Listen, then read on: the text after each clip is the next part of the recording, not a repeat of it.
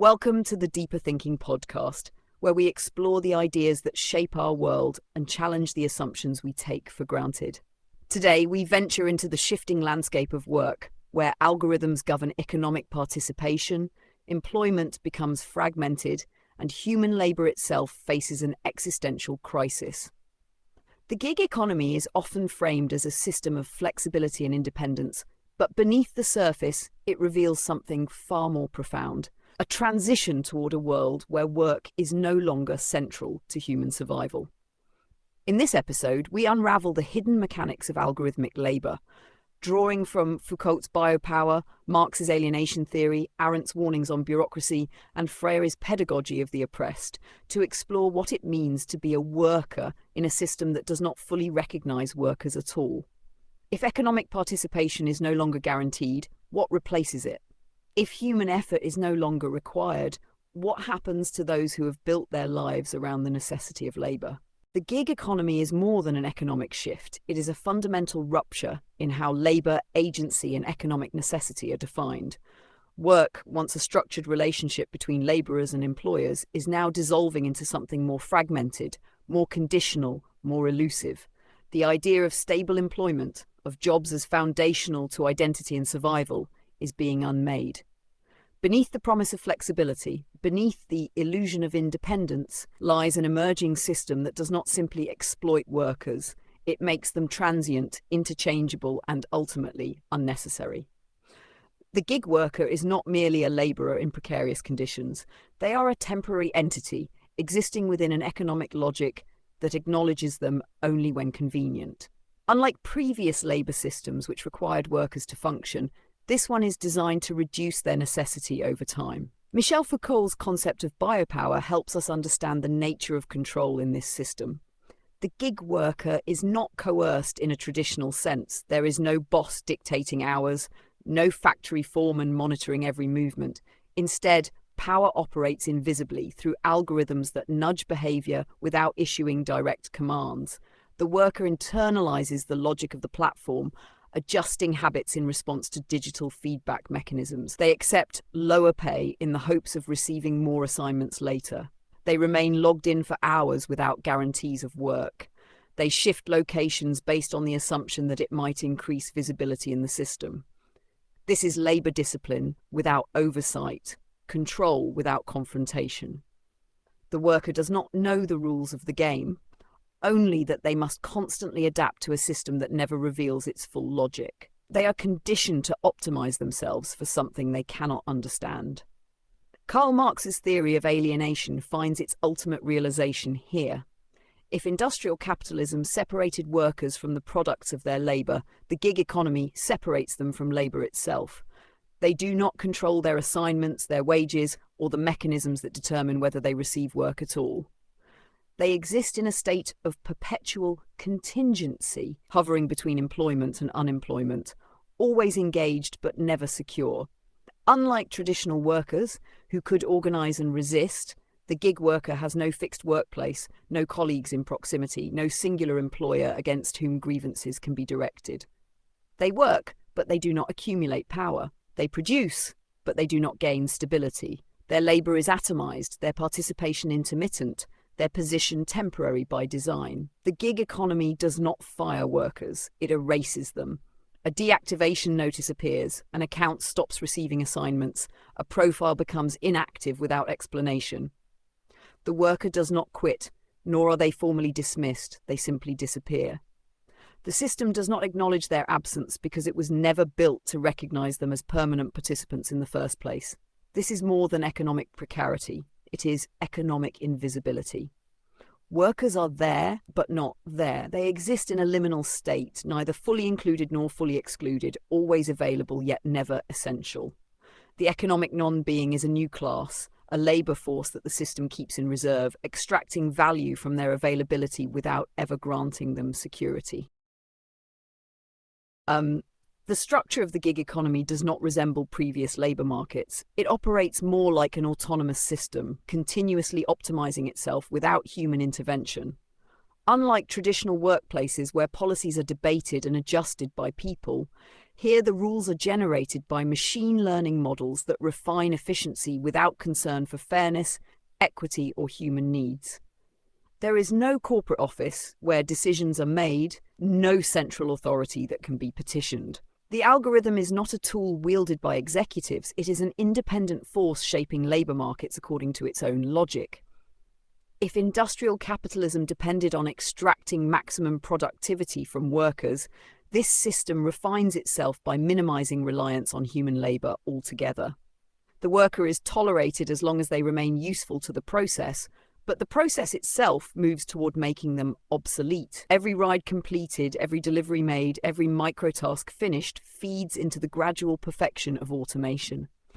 The gig worker is not merely underpaid, they are training the system that will eventually replace them. The underlying structure of this economy does not intend to fully automate labour, at least not yet.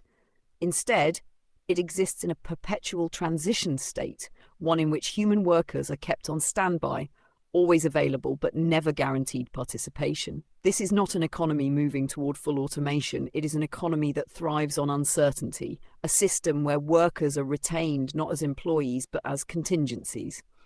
The unpredictability of gig work is not a flaw, it is the model itself. Instability ensures that workers remain logged in, remain compliant, remain willing to accept lower wages in exchange for the hope of future work. The algorithm functions like a financial market, dynamically adjusting payouts, suppressing earnings when supply is high, and offering marginal incentives when engagement drops. Unlike traditional employment, where wages are negotiated, here compensation is a fluctuating variable controlled by unseen calculations. The worker does not know what their labour is worth at any given moment. They only know that they must continue to participate if they want any income at all. This transition to unstable, algorithmically controlled work represents a fundamental transformation in the role of labour. It is not simply a shift from full-time jobs to gig-based employment. It is the emergence of a system in which work is no longer a stable category of existence. Historically, economic participation has been tied to labour, but in this model, human labour is being unbundled from economic necessity. The question is no longer how workers can secure better wages or protections, but whether they will remain necessary at all. The system does not need all workers at once. It needs a fluctuating temporary workforce, always present but never essential. If participation in labour markets becomes conditional, intermittent and dictated entirely by algorithmic forces, what happens to the very notion of work itself? What does it mean to have a job when employment is no longer guaranteed, when labour exists only as a possibility, not a right? These questions signal not just a crisis of employment, but a rupture in the very definition of economic identity. As labour becomes increasingly fragmented and contingent, the role of the worker is shifting from a producer of value to a data point within a vast computational network. The gig economy is not just extracting labour, it is extracting behavioural data, using human workers as training inputs for more advanced algorithmic decision-making. Unlike traditional employment, where skills and experience accumulate over time, gig workers do not build capital in the system. Their labour is not an investment in long-term stability, but a momentary transaction that leaves no lasting trace. They do not rise through ranks, gain tenure, or develop collective power. They exist only in the instant of their usefulness, their presence recorded, but their contributions forgotten. The gig economy does not foster careers. It generates disposable tasks, each one detached from the next, ensuring that workers remain perpetually in motion but never advancing. Hannah Arendt's warnings about bureaucracy and dehumanization resonate deeply in this system. The worker is not seen as an individual, but as a metric, an efficiency score, a risk factor in an algorithmic calculation. When decisions are made, they are not made by human supervisors, but by automated processes that operate without responsibility.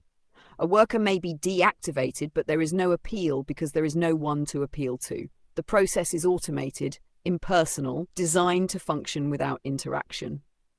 The worker is expected to accept their removal not as an unjust decision, but as a mechanical outcome, as though gravity had simply pulled them out of the system. This is the ultimate form of bureaucratic violence, an erasure without explanation, and exclusion without recognition. For those still participating in the gig economy, the structure demands continuous adaptation to an ever-shifting, unknowable set of conditions. There is no clear path to success, no definitive way to ensure steady work, only a constant recalibration based on unspoken rules that change without notice. Workers experiment, adjusting their behavior to see what generates more assignments, more income, more algorithmic favor. Some believe rejecting too many tasks results in fewer offers. Others suspect prolonged breaks cause their accounts to be deprioritized. None of this is explicitly confirmed, yet the system's opacity forces workers into an obsessive game of reading digital tea leaves, attempting to decipher patterns in a system designed to keep them guessing. Paulo Freire's Pedagogy of the Oppressed suggests that oppression is most effective when it convinces the oppressed that the system is natural, inevitable, beyond question. The gig economy functions in precisely this way. It does not explicitly exploit workers. It convinces them that instability is simply how work operates now. It removes the expectation of stability, training workers to accept precarity as the default condition of labour. And yet, this system is not inevitable. It is constructed, structured, maintained by economic policies, corporate decisions, and algorithmic frameworks that can be challenged. The question is whether workers, isolated by design, can build the collective force necessary to resist. If gig work is the prototype for a world where human labour is permanently provisional, the fight is not just for better wages or conditions, it is a fight to determine whether labour itself will remain a human domain at all. If the gig economy is the prototype for a world in which work is no longer stable, then it is also a glimpse into a future where human labour itself is no longer central to economic survival. The implications stretch beyond wages and working conditions. They call into question the very foundation of social and political structures that have for centuries been built around the assumption that employment is the primary means through which individuals secure stability, participate in society, and define their identities. What happens when that assumption no longer holds? What does it mean to be a worker when work itself is no longer guaranteed? The emergence of economic non-beings, people who are neither fully employed nor fully unemployed, always available but never assured of participation, signals a deeper transformation. Historically, workers have been bound to their employers through contractual agreements, legal protections, and collective bargaining. In the gig economy, those bonds have been severed. The worker is no longer in a relationship with an employer, but with a system, a shifting set of rules governed by algorithms that can change at any moment. This means that labour disputes no longer operate within traditional frameworks. There is no singular entity to strike against, no manager to negotiate with, no formal structure to push back against. The very nature of labour resistance is being dismantled before it can adapt. For centuries, economic value was tied to production. A person worked, they created something of value, and they were compensated in return. But the gig economy introduces a new layer. Workers are not simply providing labour, they are also feeding a data-driven system that refines itself based on their behaviours. They are training the algorithm, perfecting its efficiency, allowing it to eventually function with minimal human intervention. The value extracted from them is not just their work, but their participation in the optimization of their own obsolescence. Unlike in previous waves of automation, where new industries emerge to absorb displaced workers, the gig economy does not offer a clear path forward. It does not transition workers to new fields. It merely extends their relevance temporarily, allowing them to linger in an economy that is already moving past them. If work becomes a conditional, intermittent activity, something that exists only when an algorithm deems it necessary, then the worker's relationship to society itself changes. Work has long been the mechanism through which people gain access to healthcare, housing, financial security, and political representation. If stable employment disappears, those rights and benefits become unmoored from labour, forcing societies to rethink how individuals are supported when work is no longer a guarantee.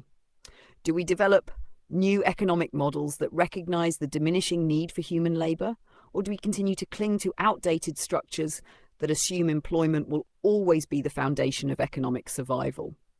The gig economy is not just reshaping labour, it is reshaping the very way humans exist within an economic system.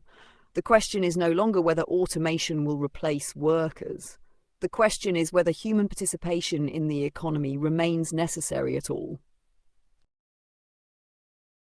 As the gig economy redefines labour, it simultaneously forces a deeper existential reckoning. What happens when work is no longer the organising principle of human life? Societies have long structured themselves around the idea that productivity is linked to survival, that labour is a means of securing not just income, but purpose, identity, and social belonging. But as algorithms dictate the conditions of employment, offering work in fragments, removing it without explanation, rendering entire professions obsolete, the foundational relationship between labour and human worth begins to dissolve. If employment is no longer guaranteed and participation in the economy is reduced to an unpredictable, algorithmically managed contingency, then the worker's identity itself becomes precarious. People become economic apparitions, flickering in and out of visibility as the system demands, unable to assert their presence with any permanence. This transition is not just a technological shift, but an ontological one. The gig worker is not simply underpaid or exploited. They exist in a state of constant conditionality, never fully included, never fully excluded. Unlike the industrial worker who was indispensable to production or the service worker who maintained direct interactions with consumers, the gig worker is useful only in the moment of their task and irrelevant the moment it is completed. Their labour does not accumulate into anything lasting. Their contributions leave no imprint. They are functionally erased at the end of each transaction. This is not just economic insecurity, it is a form of erasure, a systematic denial of stable participation in society itself. Hannah Arendt's warnings about bureaucratic dehumanization find a new and terrifying expression here. In the traditional economy, even in exploitative conditions, workers were at least acknowledged as part of a structured hierarchy. They had bosses, they had disputes, they had contracts, however unjust. In the gig economy, the mechanisms of recognition are stripped away. The worker is no longer a person engaging with an employer, but a data point being processed, a variable in an equation designed to function without human input. When an account is suspended, there is no meeting, no explanation, no formal termination. The worker simply ceases to exist in the system, removed by an automated decision that does not require human approval. This is a new mode of economic governance, one in which participation is invisible, unaccountable, and above all, expendable. If gig work is not employment in any traditional sense, but rather an algorithmically mediated form of economic contingency, then what replaces the stability that work once provided? In previous economic transformations from feudalism to industrial capitalism, new labour structures emerged to replace old ones. But the gig economy does not offer a vision of the future. It offers only a prolonged state of transition, an indefinite holding pattern in which work exists but workers do not. The traditional markers of professional life, career progression, stability, the accumulation of experience, are absent. What remains is an economic system that does not fully need human labour, but has not yet figured out how to function without it. The question is whether societies will recognise this transformation and create new frameworks for survival, or whether they will continue to force people into a mode of employment that is already disappearing beneath them. Thank you for listening to this episode of the Deeper Thinking podcast, an audio essay read by me, Holly, your digital narrator. To learn more about the subjects covered today, check out the links in the show notes. Until next time.